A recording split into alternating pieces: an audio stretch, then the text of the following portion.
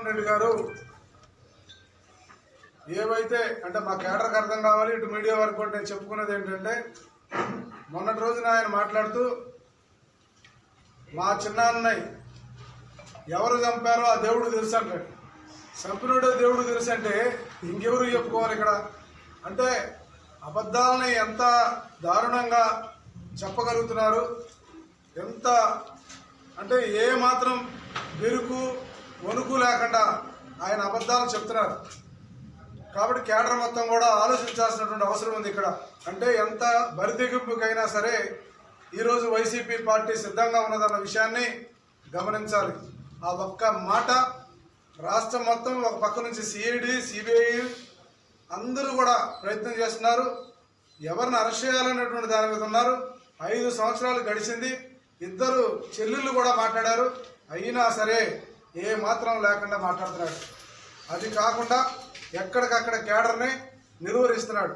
మీరు చూసారు, నిన్న కూడా ఒక ట్రాక్టర్తో ఈ రీచ్లో ఒక బండిని గుద్దేసి మనిషిని కూడా చంపడానికి కూడా వెనకాట్లేదు. అంటే వైసీపీ గుండాలు ఏ రకంగా బరితెగిస్తున్నారన్న విషయాన్ని కూడా గమనించారు.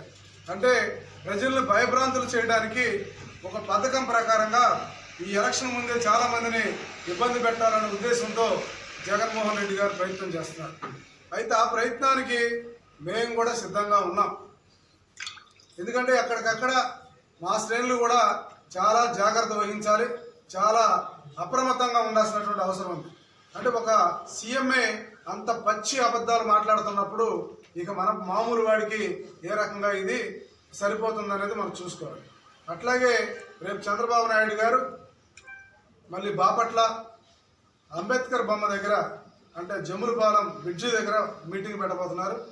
ఆ మీటింగ్కి సంబంధించి మొత్తం కేడర్ ఇంకా కొంతమంది ప్రజలు ఎవరైతే ఇంట్రెస్ట్ ఉంటారో వాళ్ళందరినీ కూడా రేపటి రోజున బాపట్ల రమ్మని చెప్పడానికి, మీ ద్వారా ప్రజలందరూ కూడా తెలియడానికి రేపు మీటింగ్కి కేడర్ మొత్తాన్ని రేపు సాయంత్రం 4 గంటలకల్లా బాపట్ల సెంటర్లో ఉండాల్సిందిగా నేను కేడర్ అందరూ కూడా మనవి చేసుకుంటున్నాను.